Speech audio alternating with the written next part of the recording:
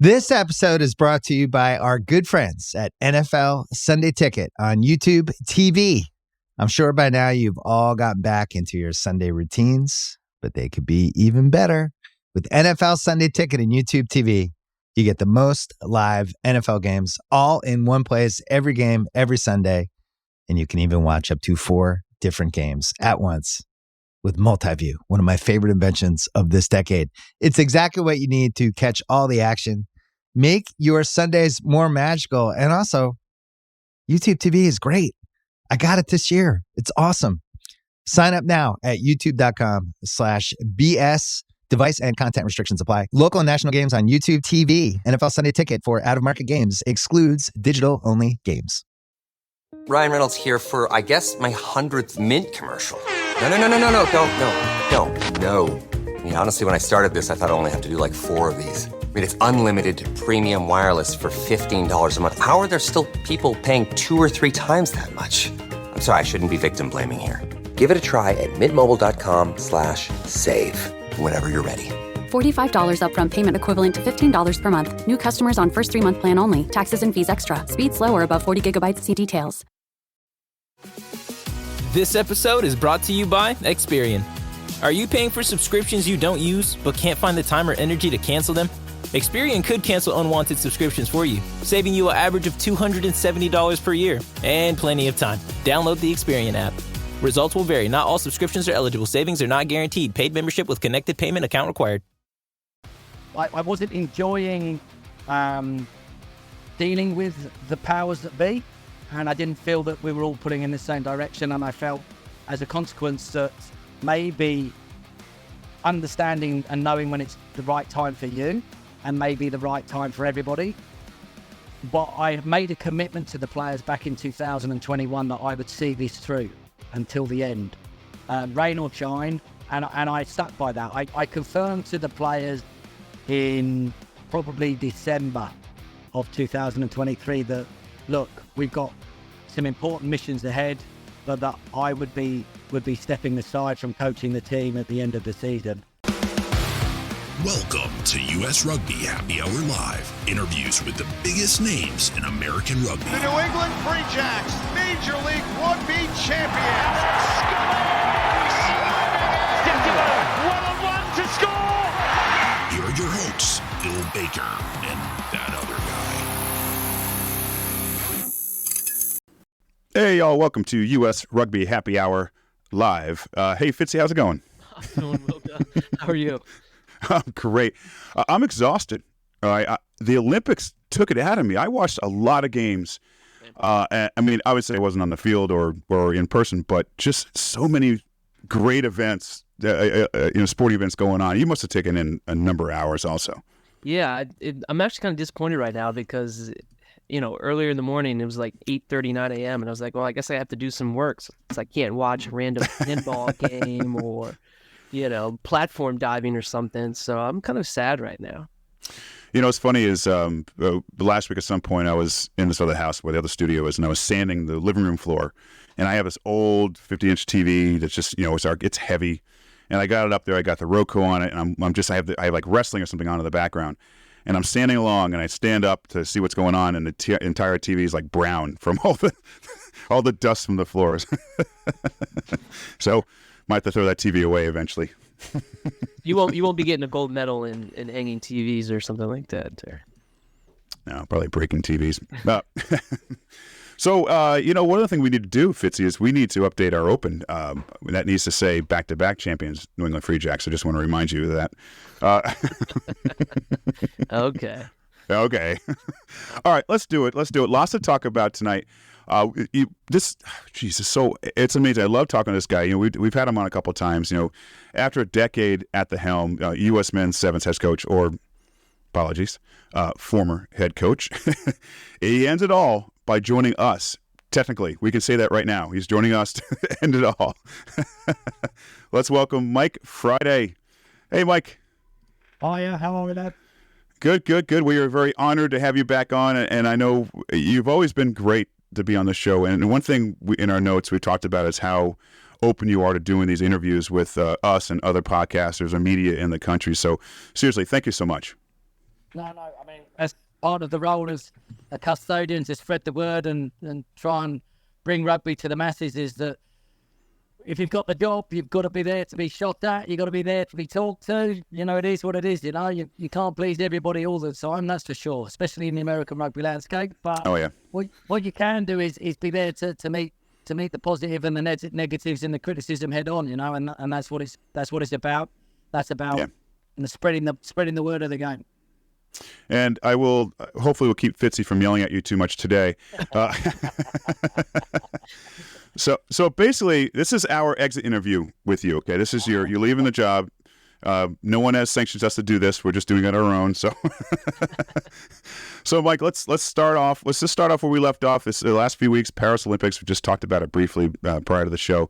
Generally speaking, Mike, what held the team back? Let's say from medaling. Was it a mixture of maybe just too many team errors or really tough competition as well? Well, I think we've got to have perspective here, first and foremost. So is the men's competition brutally competitive? Yes. I mean, there was 10 teams from 12, I think, that could have medalled. Which, it's no disrespect to the women's competition, but there's probably 4 teams that were in that, and then Canada definitely gate crashed it. So I think there's that piece. I think, look, when we actually then look at the rugby aspect, which is what we need to focus on, the on-pitch rugby aspect, I think there's 2 things at play. I think, firstly, we made too many mistakes with ball in hand. Our defence was monumental. The boys were resilient. They were fantastic. They were last ditch. They chased everything. They hounded everything. They chased everything down, and we were very, very potent defensively. But we just gave the ball back too easily when we got it ourselves. We didn't, and we can talk about the Fiji game where our kickoff pod receipt work wasn't up to scratch, and that was a little bit of an Achilles heel in the tournament. And we can talk about just the silly little errors which gifted possession back, which hurt us so badly in that Australia game. I think we got the ball back 4 times and managed to give it back to them within 10 seconds of having it. And in a very tight game, that's the difference between winning and losing. So that's the rugby reason. I also think, when I say the perspective, I think the most important piece for us all to consider is that this group is very young on their journey. Like, yes, there's Perry, yes, there's Kayvon, and yes, we brought Matai back and Madison came back for the final year. But, I would probably say 8 of that 14 are kind of 2-3 years into their journey, which will be a 6 or 7 year journey. And very similar to how the team was progressing and became very potent in 18-19 before COVID. This is the journey that these boys are on. And this was, dare I say it, their kind of Rio 2016 to get them ready for LA 2028. Yes, we were capable of medaling. Yes, we went there with expectation of medaling, but we also knew how hard it was going to be. And we also need to understand where these boys are on the journey. Now, don't get me wrong. When you look at the girls, this was their time to medal, and they delivered on their sliding doors moment. They absolutely blew the doors off and delivered. And I have real great faith in, if we can keep the group together and they can have consistency of resource, consistency of funding, consistency of just kind of belief from USA Rugby and all of the stakeholders, then I think they could cause some serious problems in LA 2028. I really, really do. So, like, with what's happened with the group, it's almost become, it's expected. There's a belief that the USA Sevens men should deliver, and that's a wonderful place, because back when I arrived in 2014, there was no belief. The program was all but done. I think USOPC gave us a less than 10% chance of qualifying for the Olympics. Wow. So where we are now today, where everybody in the USA Rugby landscape expects USA Men's to be in the mix, right? And that's a great thing to expect, and we expect that. And that's the responsibility that comes with wearing the jersey now, which for me is the most important thing, that we believe, and more importantly, USA believe, and the world rugby community respect and fear the USA Sevens teams when they come to play. And I think that's where we are right now. Yeah, Mike, as you just taking a step back here, I guess, like bigger picture and looking back at the previous Olympics, and I know that was different, right? Tokyo, it was, delayed a year, and then there were no fans in attendance, right, because of COVID. But did you treat this Olympics maybe differently than Tokyo in terms of play, competition, etc.? I'd probably say no. I just think the group were at a different stage. I mean, obviously, I'm not going to hide from the fact, like in Tokyo, that was a sliding doors moment. We should have been in those medal rounds, right? We were 19-0 up, and we allowed ourselves to get distracted and lose a game that we should have won. And that group have to live with that, and we have to live with that moment because we had to deal with all of the COVID, and that hurt us as a group. And, it galvanized certain rugby nations in that time. It didn't help us as much as we tried to work our way through it. But that was that group. That was USA Men's Sevens time to medal and move the needle. And we didn't achieve that.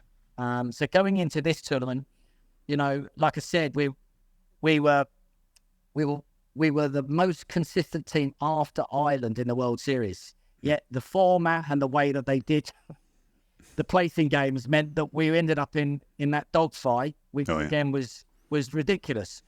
Our World Series performance across the season warranted us probably finishing 5th or 6th, which probably felt about right.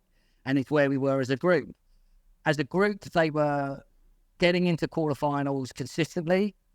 We were performing in the group stages, but we were having this kind of quarterfinal hiccup. Very similar to the 18-19 group in the 17-18 season. And I think this is what people have to realise and understand, that when you're developing, involving a brand new team, which is all intents and purposes what we were doing, even though there were a couple of elder statesmen, it's a 6-year process. Argentina back in 16 and 17 was struggling. By the time they got to the 2021, and now they're a fully cohesive unit that dominated the world. So I don't think we approached it differently, if I'm honest with you. I just think it's a nature of where we are, but I think the future is very bright, and everybody should be excited about what this team is capable of in the future.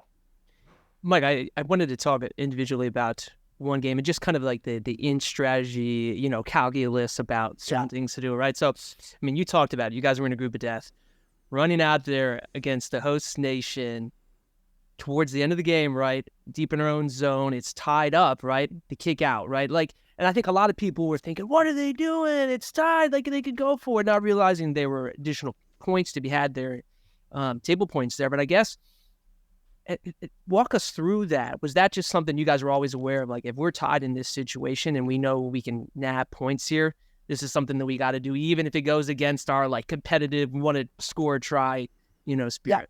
Yeah, I mean, look, I'll be honest. That decision rests with me. That's the players executing my decision on the sideline. Yes, you could argue, but it worked though. It worked. It did work, but let's be perfectly blunt as well. Half of the USA Rugby landscape weren't happy with it because it's not the American mentality, right? It's win or lose. But the rules changed for the Olympics. Had it been the World Series, we would have had to have played, and we would have had to have won the game. Or we might have kicked it out and gone for extra time and fancied ourselves. But in that instance, we knew we were in the group of death. I mean, the reality is the gold and silver medalists were in there. And we had to get out of the group. And I knew a draw would be enough if we then did what we needed to do in the next game. Being candid with you, being honest with you, I thought we were more than capable of beating Fiji. And the way we started that game, we were. But our kick-off receipt work let us down and allowed them into the game. Then we had to chase the game before half-time. Well, that's the worst thing to do against Fijians because they panic you, and fair play they did. The positive I took from that was we won the second half. But that was a game that got away from us, which is sadly how it can be against Fiji. And then I knew we had to go out and deliver against a very robust, resilient Uruguayan team. But I knew that we had the beatings of that, and it was about getting to the quarterfinals because that's when you have your opportunity to shoot your shot and compete for the medal rounds. And I don't regret the decision. I take full ownership of the decision, and if anybody wants to shout and get angry, Don't get angry at the players. Get angry at me. But what an unbelievable opening game to be a part of. It was so loud in there. Yeah. It was deafening, and it was an electric atmosphere to be a part of. And we had France on the rack.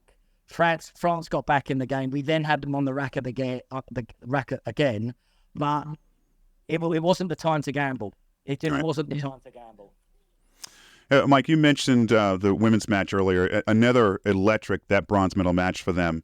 Another electric event. So 2 questions for you. A, were you there for that? And B, obviously this is going to help the women's game out quite a bit, especially in the United States. Do you see a direct effect to the men's game as well because of their success? So I'll be honest with you. I was watching it, but I was watching it live on television from my house in the UK because I had to come home because my youngest son was in hospital, having just come back from the World Cup and got an infected eye. So it was a traumatic time for me at the Olympics, as it was with my son in hospital, having just won the World Cup the week before, having to come home. So I did come home to check he was okay, but I watched the final, and it was a sliding doors moment. You know, I mean, there was everything in that game, and the women believed, they hung in there. You know, a little bit of fortune goes their way with Packy dropping the ball over the line, and then the Australia score, and then the back kickoff, and then they just played their strategy. And then Smith, who had been the most dangerous player in the last 5 or 6 weeks when you're watching in the lead up to the Olympics, comes up, and that was the last person Australia wanted to break free, but she found a way. She did it, and it was beautiful. It was lovely, and it was a joy to see. And obviously the repercussions for them with Kang coming in with the donation, I think will certainly solidify the women's program. Do I think it can have a knock-on effect on the men's program? Personally, I think it could do, but not necessarily in a good way. Because I think, as you know, the way that we're built and the way that we're funded via USOPC on a heavily basis. And I question in the lead up to LA 2028 whether or not they will back more of their possible medal contenders than the kamikaze world of men's sevens, where, as I said to you, on the women's side, no disrespect, there were 4 teams going for those medals, and then Canada gate crashed the party. An amazing story. Their story is absolutely box office, dismantling everybody and 7 minutes away from the gold. And then when you look at the men's competition, which on any given Sunday there's at least 10 teams that can medal. So I am fearful of our funding, and you know what we need to find, being candid with you, and we might as well get that out there. We need somebody to match Michelle Kang with a similar donation for 4 years to the men's program, and politically now that's an easy thing for anybody to do. And there are some great people out there, hopefully, that will get behind this men's sevens program for the next 4 years, because I'm telling you, they're 2 or 3 years into their journey and they're going to peak at LA. They just need the opportunity, they need the resources, they need the consistency, and they need the money. And money talks in America, sadly. You know, everything costs money. And USA Rugby have got to come to the party. And let's not forget, right, we've got the Golden Eagles, who for the last decade have been the unsung heroes for both programs. Like over the last 10 years, they have put in about $10 million. And in the last 6 years, they've supported both programs. And off the back of COVID, if we hadn't had the Golden Eagles, both programs would have closed. It is that straightforward. It is that simple. And when nobody was there, they were there. Now, Kang's come forward. That's brilliant. Let's hope more people come forward. But let's also fully appreciate and recognise the Golden Eagles have been the godfathers and the godmothers for both of these programs to ensure that the women got to the position to win that bronze, and the men are in a very strong position moving forward. And they've delivered some great times over the last 10 years. Yep. Mike, maybe some other knock-on effects here. I'd love to get your thoughts on. You know, we saw some big-name 15s players have impacts on their squads, right? You're giggling already. Of course, you picked it's fun there. Do you think that is a trend that's going to continue, or it seems like the game's getting more specialized these days, and it really does. Well, especially around the Olympics or World Cups. Yeah. I mean, I'll be honest with you. I think it differs from the women's game to the men's game. So I think, with where the rugby maturity is on the women's game, I think it still very much suits you to players that can do both. They can specialise, but it's very easy to cross over from one to the other. I think that will become harder as each year moves on, right? And if you look at it on the women's side, for example, right, Ellie Kildunn, who's probably going to win World Player of the Year, right, on the women's side, she struggled to transfer over, right? But still come up with some great little moments and so forth. But you could quite easily see a Madison Levi going to the 15s game in the World Cup and tearing up. We've seen Sarah here and here, we've seen Portia Woodburn, we've seen Blythe, we've seen all of those do it there. And, our girls on the US, Ilona Marr, those girls, Lev Kelter, they've all been able to go between the two. So I think the women's has still got a lot of synergies. When we look at the men's game, let's just say that DuPont is the exception. The bloke is an unbelievable rugby player. Yeah. But most importantly, he probably is one of the physically most fittest rugby players in the 15th game, which then allows him to transition across.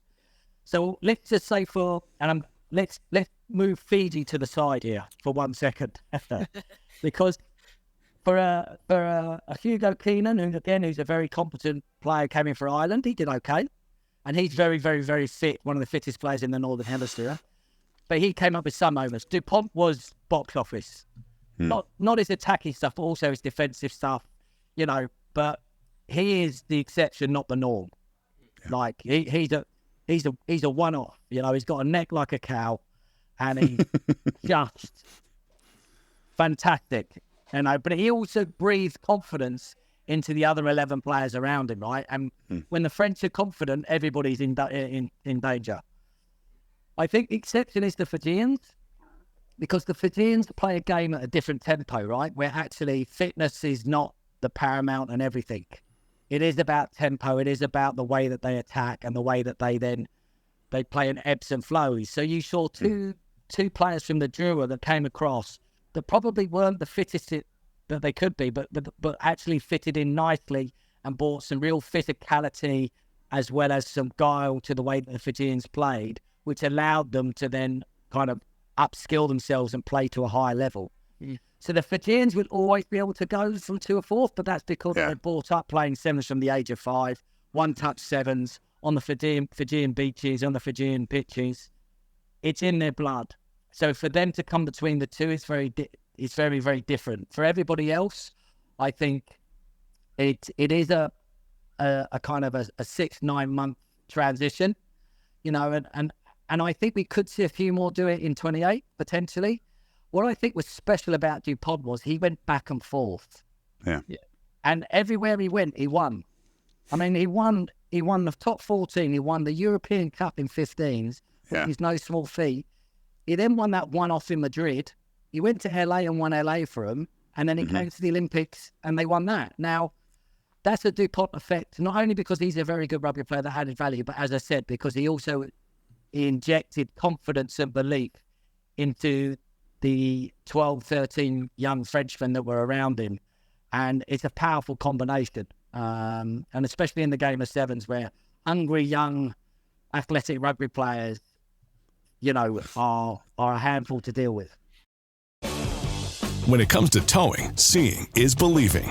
That's why Chevy Truck's advanced camera technology offers up to 8 available cameras for 14 unique views, so you can focus on the view that really matters. Chevrolet, together let's drive. Learn more about Chevy Trucks at Chevy.com. Safety or driver assistance features are no substitute for the driver's responsibility to operate the vehicle in a safe manner. Read the vehicle owner's manual for important feature limitations and information. Yeah. All right, Mike, here's the part of the interview where we start talking about you, okay? This might be where we get the most comments, probably. I don't know what they're going to say. Anyway, so USA Rugby's announcement of you leaving the program, in there you said you told the players at the beginning of the 24 season that this would be your last. Why this year? Why now? And was that always the plan? Why this year? Why now? So, no, I'll be honest with you. I think the last couple of years have taken its toll on me. I mean, let's be perfectly candid. since bankruptcy for 6 years, I've pretty much been on my own. There's been a vacuum above me in terms of direction and leadership. And I had to deal with the whole of that RAN scenario, which put the players in the program and compromised us, having no time off. Perry and Kayvon had no time off for 3.5 years. Wow. So once they finished RAN, we had to take them off for 12 weeks. The like, same for Joe Schroeder and Steve Thomason. So, and I wasn't enjoying dealing with the powers that be, and I didn't feel that we were all pulling in the same direction. And I felt, as a consequence, that maybe understanding and knowing when it's the right time for you and maybe the right time for everybody. But I made a commitment to the players back in 2021 that I would see this through until the end, rain or shine, for good or for bad. And I stuck by that. I confirmed to the players in probably December of 2023 that, look, we've got some important missions ahead, but that I would be stepping aside from coaching the team at the end of the season. And that, that can be interpreted one of two ways, right? They're not going to check out because ultimately everybody wants to do well for their country. Yeah. And everybody wants to make the Olympic squad and everybody wants to go and win a medal. So, I hear all these things, how does that affect the mental psyche of a player? Well, people need to understand elite professional athletes. They're winners first and foremost. And they want to play for their country and their family and do the best they can for them. And, my job was to give real autonomy in that period, but also allow USA Rugby time to plan. And, I'll be honest with you, I wanted it all to be out in the open before the Olympics, but it was felt and it was USA Rugby's choice to do it after the Olympics. And I respected that. It didn't diminish my determination in the job, my commitment in the job, my fight in the job. Yeah. I'm still fighting to the last day, to the last minute of the last game. But yeah, it just feels right. 10 years, I've done a lot. I feel we haven't won every game, but we have won tournaments. Yeah, we've come very, very close. But most importantly, we've gone from being a rugby nation that was nearly washed up to believing that we belong and believing that we should be at the top table and a world that respects us. And then with that comes the responsibility, right? As we've talked about, because all of a sudden everybody expects you to win all of the time. And if you don't win, then either the players are doing something wrong or the coach is doing something wrong. And sometimes you've got to realise that we have made mistakes 100%, but not intentionally. And that's players learning. But, everybody is doing everything they can to represent the country in the best possible light. So, yeah, it just felt right, if I'm honest with you. It's time. So, Mike, if you don't mind, share with us that last meeting you had with the team after the games were over. Could you discuss that meeting at all? Were there a bunch of grown men crying? What was your message to the team at that point? Well, I'll be honest with you. The message to the team was because, and probably the game that probably where we had to really come to terms with was after that quarter final. Yeah. And I was very clear with the guys. Obviously, I'm very proud of everything that they've done and where they've grown to, what they've become, not just as rugby players, but as men. Because ultimately, you forget that these are young men that are trying to find their way as human beings and mature as men in this kind of goldfish bowl of being a rugby player. And I'm very clear in everything we do that rugby's what you do, not who you are. You have to have your own identity as a human being, as a person, in order to succeed in life. But my important message to them was exactly that: was results don't define you. They come and they go, but they don't define you as a person. We were insanely disappointed, upset. There were tears because we'd lost the game and our dream was over and shattered, and all of those emotions that come with it. But, it was a mixture of, you know, appreciation, sadness, just a cocktail of bereavement, right? Yeah. And we had to get up and go again the next day. And, you know, again, I look at that Ireland game. We're winning that game 14-12. All we've got to do is catch the kick-off, kick it out, and we win the game. And we make a silly little mistake, give away a penalty, and they score and go onto the sticks and win the game. And it's like, and it's like your kids, it's like, that's just where they are. And that's my underlying fact to all of them is like, you need to persevere. You need to be resilient to the knocks that life gives you and realize it isn't fair. And you need to come back stronger, be better, and be ready for what's coming next. Because those of you that are staying, and there is such a talented young lot that are staying, you've got a responsibility to take this forward, you know, and be a dog and fight for everything. So that was the kind of the messages. And we didn't have a big end of speech, and we didn't have all that, you know, it very much, because ultimately, again, like all of these players had families there. They needed to see families. Families had spent a lot of money to get here, to see them, to support them, and they had limited time with them, you know. And so we went, a lot of us went separate ways, kind of immediately the day or so afterwards. I had to get home to see my youngest. Yeah. But we all came back together on the day after the women had won the bronze. We were all in Paris, and we were all at a dinner, rightly so, with the Golden Eagles, to come together to realise and recognise the journey we've been on the last 10 years, and more importantly, to kind of hand the baton over to those that will continue to take us forward, and to take that challenge and meet it head on. And the Golden Eagles are going nowhere. And that's a great thing for the programme, a great thing for both programmes, but they can't do it on their own. And that's the reality of this, right? And nor should they be expected to do it on their own. We need USA Rugby, we need World Rugby, we need to find that matching donor, and we need USOPC to believe. And it's because it was what an event, right? It was unbelievable over the 6 days, right? And we need World Rugby to invest in sevens as a whole, because it's the only truly global game that we have. Rugby 15s, you know, it's an old boys network, right? Played around the world, but ultimately we know who's going to win it. One of 4 teams, one of 5 max. You can't say that on the sevens. We could get there to a position, like I said, we're already at 1 of 10 that can medal, and that can become more, and it can be developing nations, because you can get and you can fight your way into it. Whereas on the 15s, you need the evolution of a front 5. That takes generations. Yeah. Well, Mike, before we look forward, I wanted to look back just a little bit more to the start of your tenure with USA Rugby in the men's sevens program. You mentioned the sevens team had a less than 10% chance of qualifying for those Rio Olympics. It seems like you relish taking on big challenges in your career. Is that fair to say? I love it. I love making a difference. I love proving people wrong. And I think that comes from probably a little bit of my upbringing. I mean, I was from a state school upbringing, not in the traditional private school upbringing that you have in rugby in this country.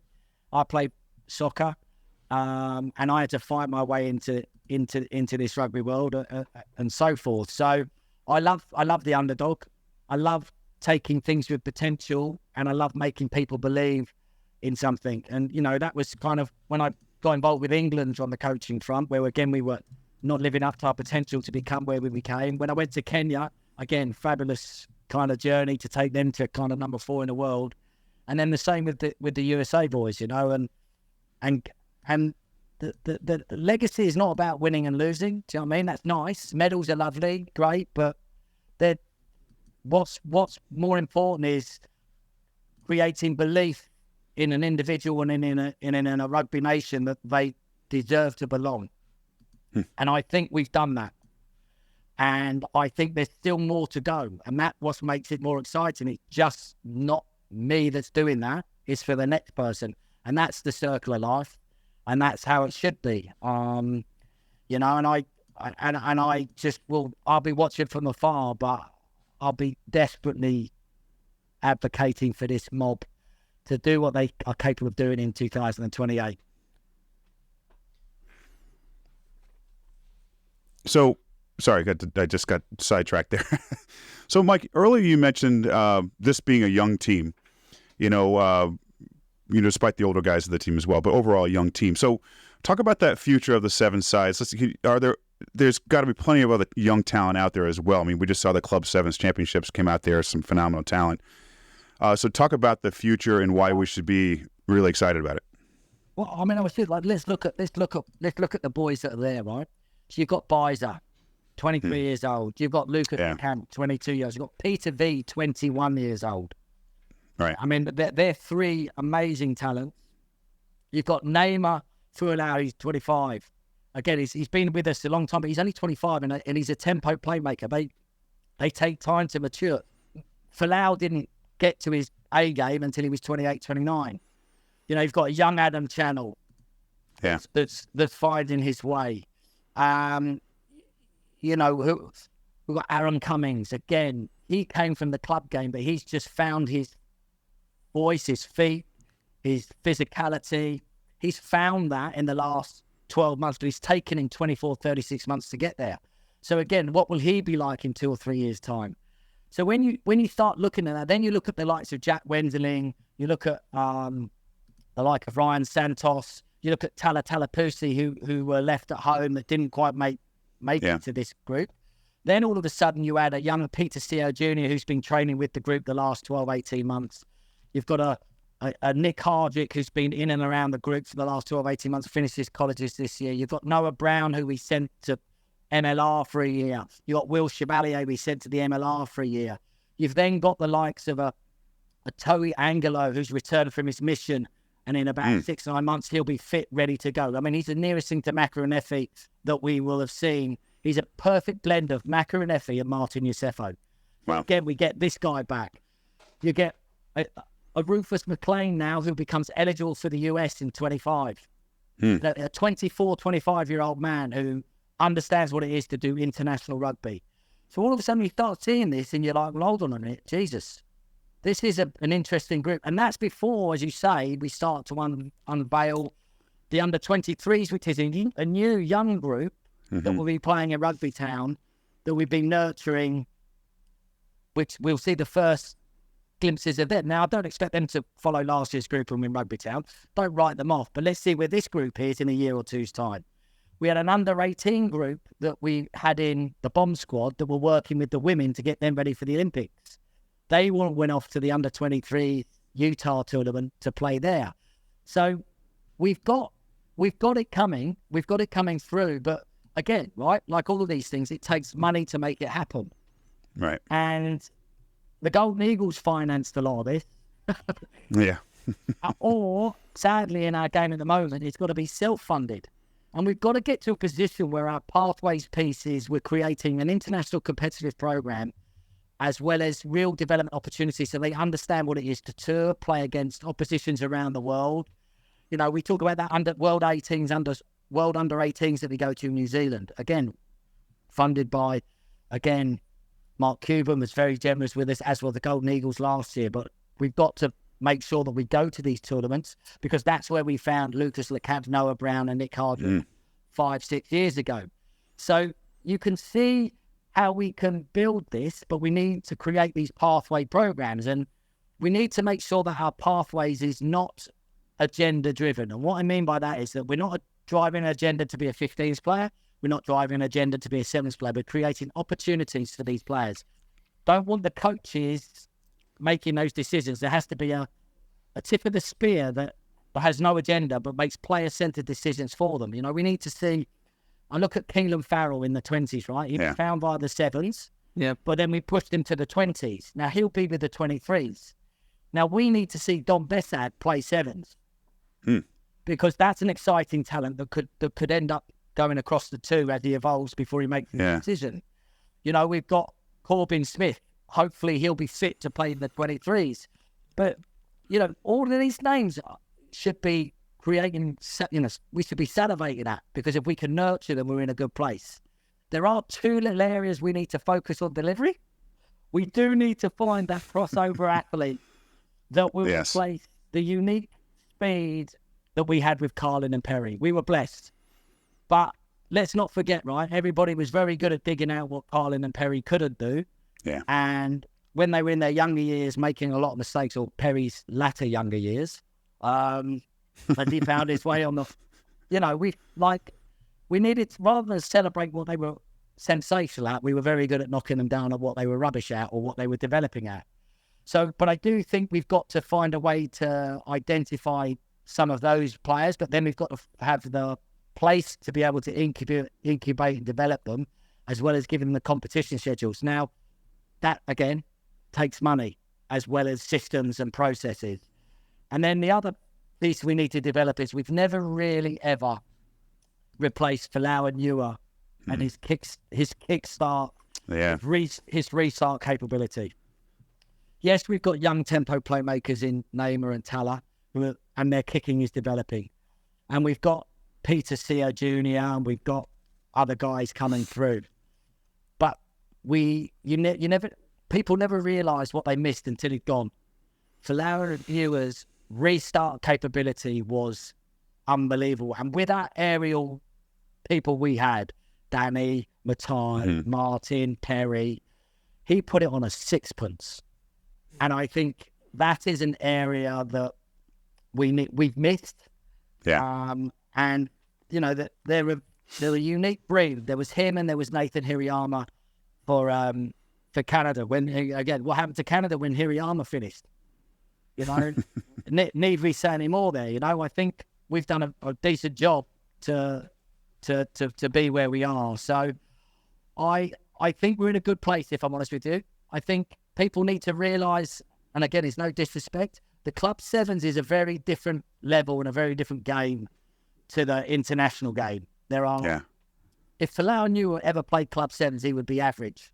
Because it doesn't suit the way that he plays, but he excels internationally. And that's no disrespect, because there are some club players that tear it up every year on the Club National Sevens. When they come up to the next level, they're found wanting. And again, people need to appreciate and understand that it doesn't always work that way. Like Lucas Lecamp was relatively average at Club Sevens, but he was our best player in the Olympics. Why is that? What is the major? So when players excel at Club Sevens, it's played at a very different pace, right? So if you can live at that place, right, and you can operate there, then all of a sudden you can do some special things. But as soon as the pace rises, then all of a sudden you're 2 steps behind, or you're not quite as physical, or you're not as quite as aerially adept as somebody else, because they've all got an X factor. Because everybody, if you're good at everything at Club Sevens, you'll excel. But if you don't have X factor at one particular thing, then you'll be found wanting on the world circuit. Whereas someone like Folau, his X factor was his restart capability. So the ability to put kicks on a restart. So he's only as good as his aerialists, but he'll make sure that his aerialists excel. But also his thing was this razor sharp thought. He saw stuff before anybody else. But Club Sevens, that level of player doesn't always see it as well. Whereas internationally they do. So all of a sudden, Folau becomes ridiculously important to moving a ball around. So that's what I mean by that type of thing. Right? Yeah. Whereas like a Lucas Lecamp, when he was at club, he did okay. He was younger, agreed, but he did all right. But then when he stepped up internationally, all of a sudden, because people are worried about these other players, it allows him the space to operate. And we just got to realise and recognise that that's a great starting point. But when we've seen our best Club Sevens, like let's just take NAV Sevens, they've gone abroad to compete. They've found it difficult when it gets to the knockout rounds when you come to mature rugby nations, which is why we need that international invitation competition program for our under-23s, our 18s, and our Falcons, because that's where you test yourself. It's no good being the best in your own backyard. You've got to go to somebody else's backyard and be able to compete. That's why going to Fiji every year with the Falcons is a huge learning curve. While the results might not always go your way, but you'll come away going, wow, okay, now I kind of understand what's required and what's expected if I want to excel at the top level, not be a big fish at the domestic level. So it's not a disrespectful thing. It's just, it is what it is, right? It looked to me like the Club Sevens was even more competitive this year than it was last year. And I think what we've seen since COVID is it's slowly recovering, isn't it? That one in Kansas was decent. Then COVID ruined us. We've now found our way, and we're starting to see Club Sevens kind of build in its kind of evolution again, which is great. And I think Rugby Town's doing the same, and we need to build on that in the rugby landscape. At BlueNile.com, you can find endless ways to make your moments sparkle. From classic and timeless jewelry gifts to creating the custom engagement ring of her dreams, all at prices you won't find at a traditional jeweler. And right now, you can save up to 40% on fine jewelry and 25% on engagement ring settings during the Blue Nile Anniversary Sale, going on now. Go to BlueNile.com to shop the Blue Nile Anniversary Sale and save up to 40%. That's BlueNile.com. Fitzy, real quick, can you jump in? Mike, looking back at players, the older crew, are there some players that had it, but for whatever reason, injury, family, or whatever, just, like, say, Carlin Isles, he had, we know his story. Are there some other players you can talk about that just, they were so good, but just didn't have, the breaks just weren't going their way? You know what? We did see the best of him. Yeah. We did see the best of him, this player, but he was robbed by injury, and that's Ben Pinkelman. Oh, yeah. Like Ben Pinkelman, I remember, like, Pinky, oh man. So when he came to me, and he's still at university, and he came to camp, and like, oh, this boy's decent, and he's like, yeah, he's great now, but he's got back college now, you're going to see him for 6 months. Yeah. And then he came in, and we spoke with him. Man's worked with his mum to get him to come to a couple of tournaments, and he just got it. He just needed the confidence and belief as a young man. And you think he went to 2016 as a 21-year-old and more than held his own, and then he just kicked on. He made the dream team. He was only 23, 24, made the dream team. He was flying, yeah? And then he got that back injury. Then COVID happened, and he worked. You've never seen a bloke so committed to try and do everything he can to get back. And he went to the Quest of Gold before Tokyo. And I sat with his mum and he said, I was like, I'm worried that he's just pushing too hard here, and we could have a problem. And he had to withdraw himself, and he missed out on that. And then he still had a crack at coming back for this one because he wanted to leave no stone unturned. Yeah. But if Pinky had remained healthy, oh my Lord. Oh my Lord. He was a turnover machine. And he did all the, excuse my French, he did all the shitty work to allow everybody else to do their work. Yeah. And he was, we were so blessed to have him where we did, but he would have been an all-time great. He would have been up there, Yeah. We talk about, boom boy Danny Barrett. He was, again, phenomenal for his own kind of USP, and likewise for Lau, Perry, Yusefo, Carlin, Madison, Kayvon, like Pinkelman, again, like we saw so much of him, but we never saw the truly the best of him because he was robbed of it. We're so lucky that he's coaching the under-23s. He's going to be an absolutely phenomenal coach if he wants to do it. If he wants to do it right, he's the future. Yeah. So maybe that's a good segue, Mike. Maybe that's a good segue here. But he is the future. I've been training and grooming him for 2 years and 3 years, but he wants to go back to Colorado, right? And he's going to do the 23s, and who knows? Maybe not now, but maybe in the future. But technically, he's brilliant. Tactically, he's very, very astute, massive thinker. We're working on his people skills, but like all young men, right? I remember some of my conversations. Awful. So he was, but he probably some of mine as an old man. To be fair, he's got it all. He could be good. He will be good. So I'm sure we're going. I know we were going on the segue, but yeah, if I had to pick one, it would be him. Okay. So had a decent career as it was. Yeah. Yeah. So the segue, we know USA is currently looking for a new head coach. Bill has put in his resume, so he appreciates a good word. Yeah, please put it in for me.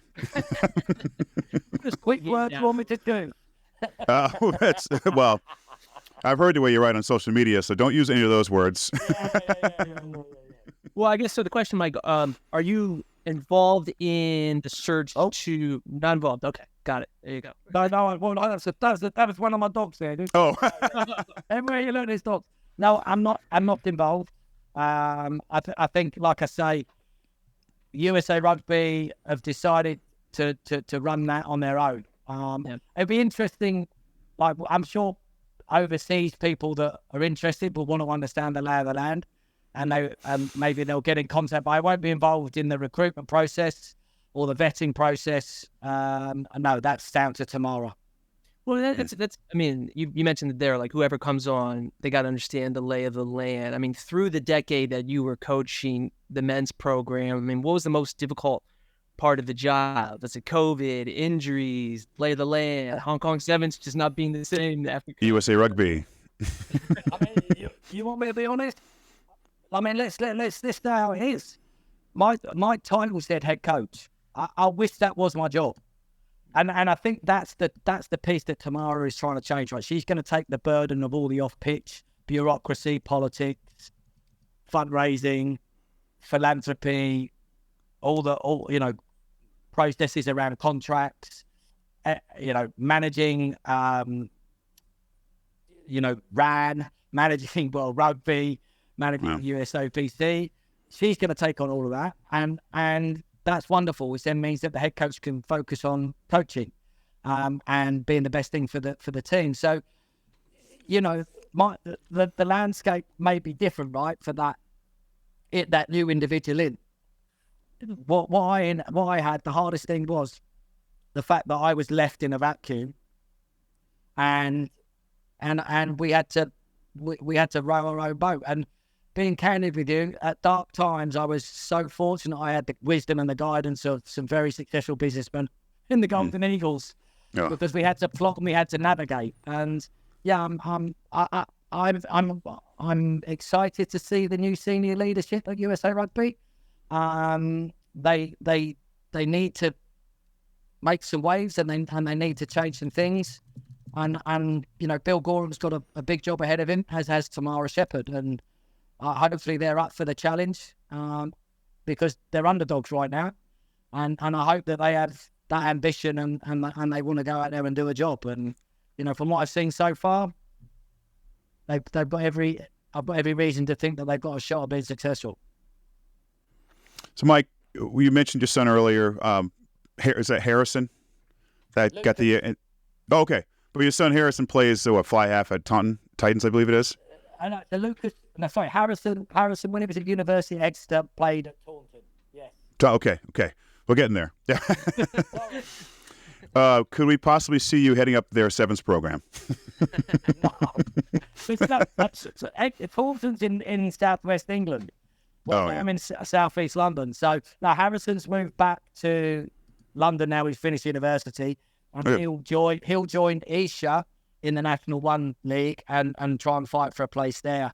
Whereas Lucas has just started at Harlequins last week. So no, you won't be seeing me. I'm still looking forward. I've missed so much of them and their rugby and their development. I've had to develop them from afar, just sitting at the end of the pitch and being a dad with a cup of tea and watching them enjoy the game, make good plays, make bad plays. And if they ask what I think, I'll tell them. If they don't, then I'll just say, well played, son, let's crack on.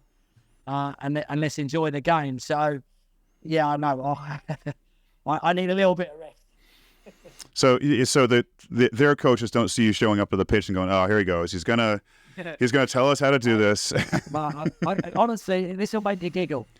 This will make you giggle because nobody in the USA rugby landscape would believe this. I am the quietest person in the world when I go and watch my sons play rugby. I stand at the end of the pitch. I don't stand on the side because I don't want to get caught up in the mess and the melee. And I know what I'm like. If there's an argument, I'll go and find it. So I sit at the end and I just watch quietly, and people will come and go, "What do you think?" And I say, "Yeah, I'm just having a great time." Like, if you want to stay with me, that's fine. But this is not a talking exercise. This is a watching exercise. If not, then I'll just wander off. Honestly, I know, I know it's very, very important that both of my boys find their own way, and the last thing they need is that overbearing dad at the end of the pitch. You know, I can be the grumpy, overbearing coach when it's my performance team I need to worry about, but yeah, I'm there to support. I'm there to be their father and love and hopefully let them find their way. And that's kind of the beauty of it, right? That's your job. That's your job as a coach. That's your job as a mentor. That's your job as a father. And I did try and do that with the boys at the Sevens program on and off the pitch, because, you know, your rugby life is a short part of your life, and you can use it to prepare you for what comes next. You know, yeah, good human being, and you live by the values of rugby, then more often than not you'll do all right. So, Mike, now you just said you're taking some time doing the most important thing ever, being a dad. I'm assuming you've had phone calls from people about work, but is there a dream job? And we might be breaking World Rugby laws or rules talking about this, but is there a dream gig out there that you said, if they call, I'm taking it? I mean, look, let's be perfectly blunt, I am going to have to work, right, lads? Just trust me, I'm going to have to work. Yeah, of course. You know, I'm going to have to. I will need a job.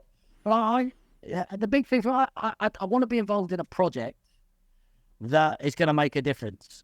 I want to be in high performance sport, whether it's in high performance sport in terms of with a team, or whether it's with a commercial part of an organisation, or whether it's building a project or a group of events that will make the game better.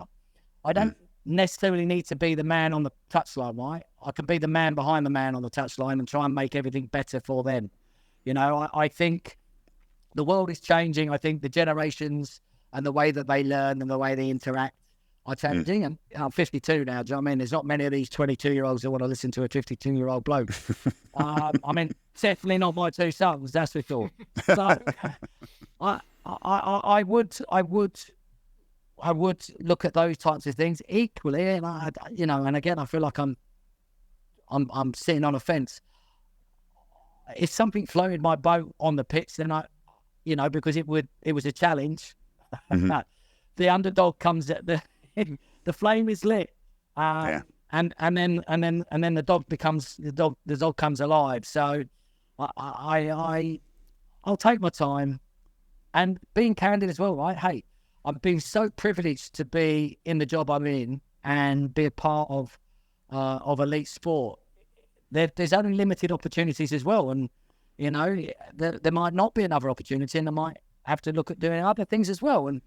And like I said, same as a player, same as a coach, this is what I do, not who I am, and I understand that, and I realise that, and I'm comfortable with that as well, right? So I'll find something will find me. Of that, I'm sure. Mike, one final big question here, I guess. Yeah. 10 years, that's a long time, right? And certainly ups and downs, and, that's life, right? But even though things may be hard or challenging, they were still fun, right? There were still moments there where excellence was achieved, or you just, you coached a great group of players and got to know them as players and as men, and etc. I mean, if you can, when I ask you, what are some of your best memories? What, immediately springs to mind? I think seeing the faces when we won Twickenham 2015, because you saw them believe. I mean, literally, you get that monumental shot where Madison get lifted like Dirty Dancing with Danny. But when you look into their eyes, you see they're alive, and you see the flame, right? And it's very different. It's so much like the smile. When I see a player smile, then I love that moment, and then I'm looking for the next moment, of course, because that's kind of the adrenaline junkie I am, and that's where I'm going to need counselling probably. But I tell you, other ones were when they roughed the field in Vegas, when we won Vegas. Holy moly! And let's talk about cosmopolitan, eclectic rugby landscape of USA. We had it all, and it was nuts. But it showed that the USA rugby community believed, And then when you feel and you have that sense, then you know that actually we're doing good here.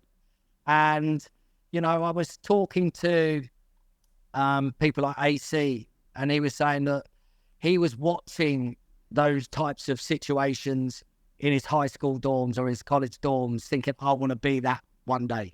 I want to get there. And then he's here. There's a great short video in a Kayvon's Pioneers trailer where Kayvon's talking about his family and his sacrifices, and then they go to AC watching the boys training in LA going, I want to be a part of this. And then lo and behold, 3 years later, he's at the Olympics, he's part of it, and he's doing it. Same with Lucas LeCamp watching in Hong Kong, and Bizer and those boys. So again, this the circle of life, and inspiring the next generation is the most important thing.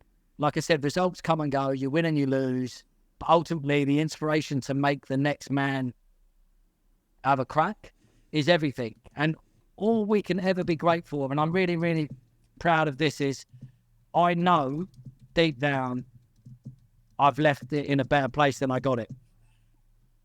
And that's all you can do, and that's all I ever asked of every one of the players that comes and go. Be a good man and leave it in a better place. And then let the haters hate, let the lovers love, but be comfortable in yourself that you've done everything you can do to leave it in a better place. And I look at the men, and to a man, you know, especially that original core group, and the way that this group are developing, they're very much doing that. They just need a little bit more time, consistency, and dare I say it, financial support. Where's that matching donor? Mike, whatever you do next, whether you're pitch side or in an office with AC and no windows, make sure you're still sporting those hats.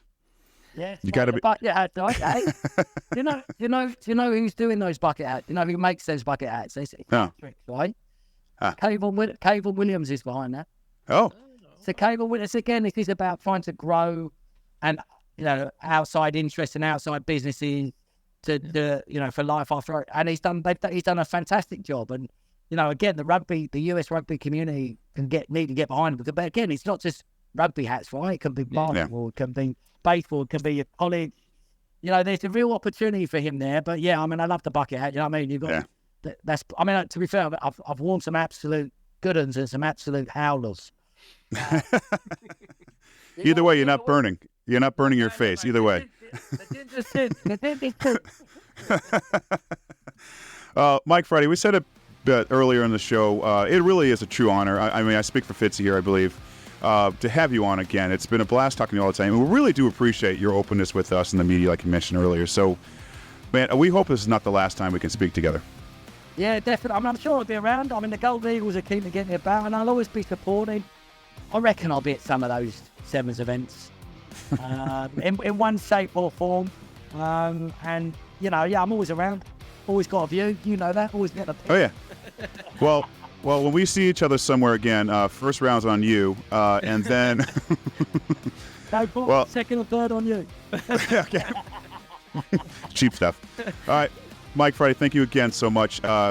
Take care, and we'll talk again soon. Cheers, like, very good. Cheers. Thanks.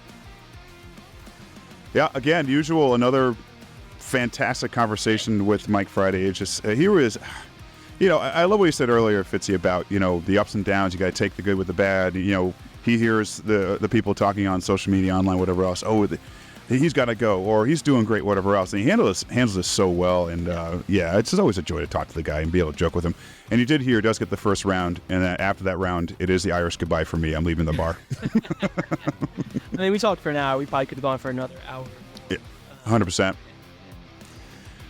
I don't know what else to say. All right, that's a good one, man. I'm looking forward to hearing from him again. And everyone, you know, keep an eye on you know, on social media.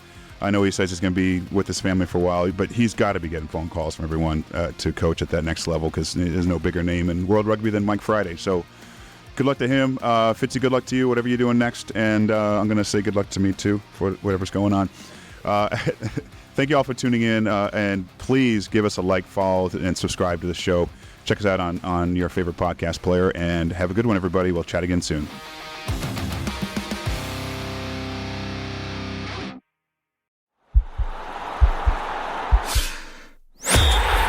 podcast is part of the Sports Social Podcast Network.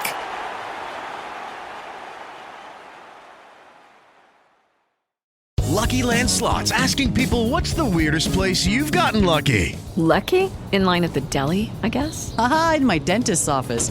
More than once, actually. Do I have to say? Yes, you do. In the car before my kids' PTA meeting. Really? Yes. Excuse me, what's the weirdest place you've gotten lucky? I never win and tell. Well, there you have it. You can get lucky anywhere, playing at LuckyLandSlots.com. Play for free right now. Are you feeling lucky? No purchase necessary. VGW Group. Void where prohibited by law. 18 plus. Terms and conditions apply.